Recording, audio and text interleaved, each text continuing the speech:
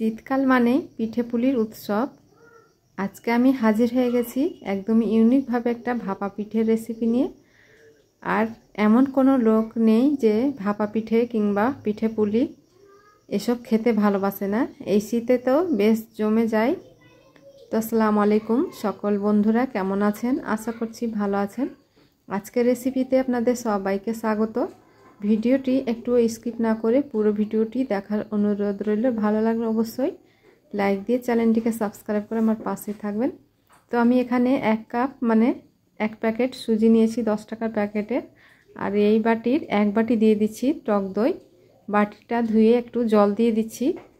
আর এই বাটির দিয়ে দিচ্ছি চিনি 1 বাটি আর অল্প একটু লবণ।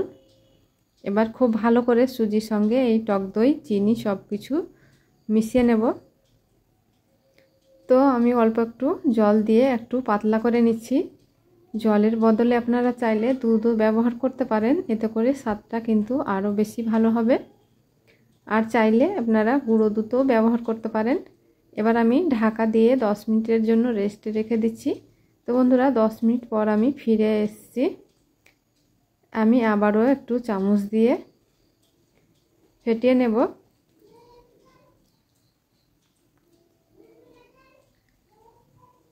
এই পর্যায়ে আমি দিয়ে দিচ্ছি 1 চিমটি খাবার সোডা। খাবার সোডার বদলে আপনারা চাইলে ইনোটাও ব্যবহার করতে পারেন। এবার অল্প একটু জল দিয়ে আবারও খুব ভালো করে মিশ্রণের সঙ্গে খাবার সোডাটাকে খুব ভালো করে মিশিয়ে নিতে হবে।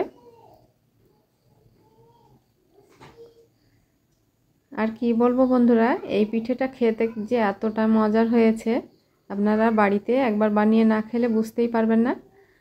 একবার হলেও ট্রাই করে দেখতে পারেন বাড়িতে।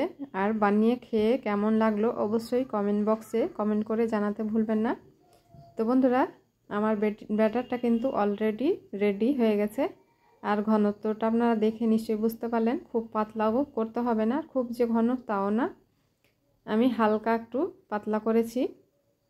এবার আমি এগুলো বাটিতে তেল মাখিয়ে নিয়েছি। আমি এগুলো বাটি নিয়েছি, আপনারা আপনাদের পছন্দ মতো যে কোনো বাটিতেই এই পিঠেটা বানিয়ে নিতে পারেন। তো আমি এগুলো প্লাস্টিক বাটি নিয়েছি। এবার আমি ব্যাটারগুলোকে একটু খালি রেখে রেখে আমি ব্যাটারগুলোকে বাটিতে নিয়ে নিচ্ছি।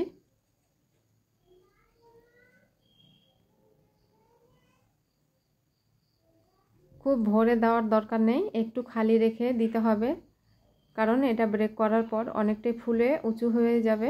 তো একটু আমি বাটিগুলোকে খুব ভালো করে ট্যাপ করে নিচ্ছি, যেন ভিতরে কোনো বাউলস থাকলে বেরিয়ে যায় আর উপরে বরাবর হয়ে যায়। এবার এগুলোকে ব্রেক করার জন্য চলে যাব চুলোর গোড়ায়। তার আগে আমি এখানে কিশমিশ দিয়ে সাজিয়ে নিচ্ছি। আপনারা যে কোনো ড্রাই ফ্রুটস দিতে পারেন, খেতে ভীষণই মজার হবে।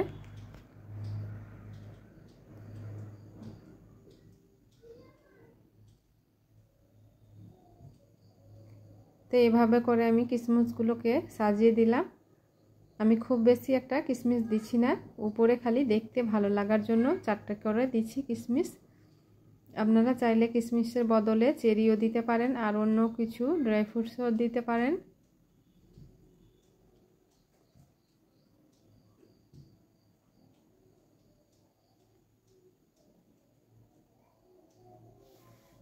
তো সম্পূর্ণ আমি বাটিগুলো সাজিয়ে নিয়েছি। এবার আমি একটা কড়াইয়ে এরকম ফুটো একটা গামলা বসিয়ে দিয়েছি আর নিচে তলায় আমি কড়াইয়ে জল দিয়েছি। এবার বাটিগুলোকে বসিয়ে ঢাকা দিয়ে 15 মিনিট আমি জাল করে নেব। দেখবেন বন্ধুরা মাঝে মধ্যে যদি জল শুকিয়ে যায় তাহলে জল দিয়ে আবারও ঢাকা দিয়ে দিবেন। তো আমি 15 মিনিট পর ফিরে আসছি বন্ধুরা।